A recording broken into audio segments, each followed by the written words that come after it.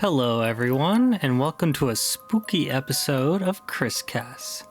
This year we've looked at weird mods, Pokemon mods, and Elder Scrolls mods. But today, we're turning Dwarf Fortress into a Halloween-themed nightmare. With the power of mods, of course.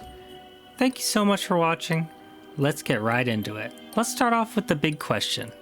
How the heck do you make Dwarf Fortress scary? Although it does feature elements of horror like supernatural creatures, insanity, and dark themes like starvation and war, I would definitely not classify Dwarf Fortress as a horror game. Once you get the hang of it, supplies are fairly easy to come by, and you can defeat almost any enemy with your army of dwarf warriors. Instead of trying to make the game scarier for the player, I'm trying to make the world scarier for the dwarves living in it. I compiled my top 5 Halloween-inspired mods for this collection. Let's go through which ones I picked and why they take the game from just survival to survival horror. Let's get into the list. The first mod on our list is actually 2 mods from the same creator, Bourbon's Dark Depths and Dark Floors. This combo of mods makes Dwarf Fortress just a tad more dark and moody, especially the Dark Depths mod.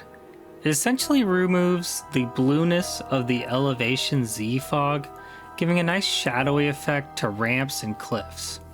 Not a massive change, but I do think it helps set the right tone visually for a horror-themed settlement. Number 4 is a mod you may not have expected on this list.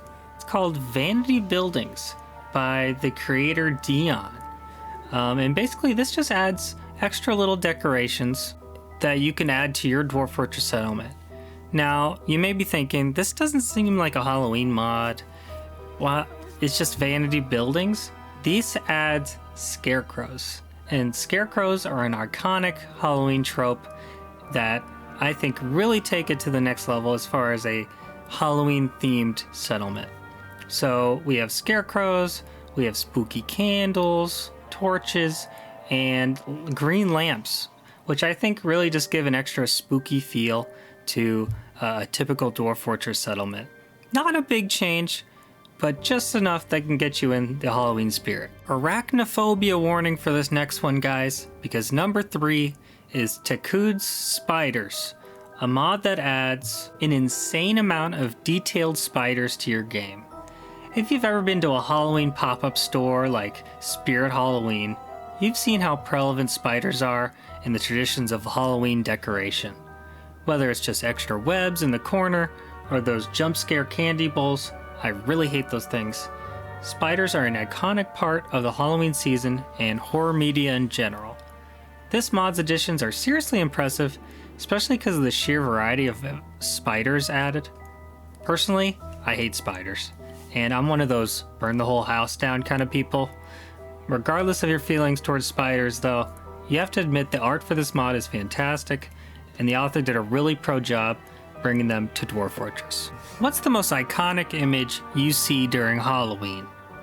No, it's not pumpkins, it's not ghosts. We're talking about spooky skeletons doing spooky dances. This next mod lets you give your whole settlement a skeletal makeover with the bone crafting mod from True Guesser. It essentially adds a ton of new craftable items made of bones that you can get from butchering creatures like you normally would. Some of my favorites are the new bone furniture. I made this bone statue and bone throne. I also tricked out our expedition leader in a full set of bone armor. Really great mod, and could easily be used in your typical game, even when it's not Halloween time. The final mod on this list adds something no horror-inspired game should be without: monsters.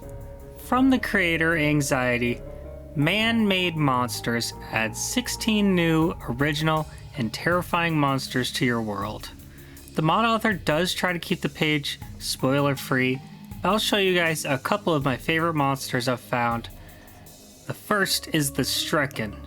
They are absolutely horrifying. They have all these limbs and claws and a sickening smile. Their description ends with the line, "Now you know the true height of folly when one goes too far playing God. What I really like about this mod is that it has the lore and the history of each creature in their description. So it's not just a blank slate of a creature, they actually have a reason for being there. Another really creepy one is the Wanderer, a titanic colossus that is rumored to be the ghost of someone who died in the snow. If that doesn't make you think of Halloween, I don't know what will. There are 12 other monsters in this mod, but I'll let them be a surprise for those who play it, if you dare. I want to thank you all so much for watching. I really appreciate all the support on my recent videos. I read every comment, so it's been really cool seeing your takes on everything. Thank you so much for the votes on my most recent community post. It looks like Elden Ring won as my next playthrough. It may not come out right away.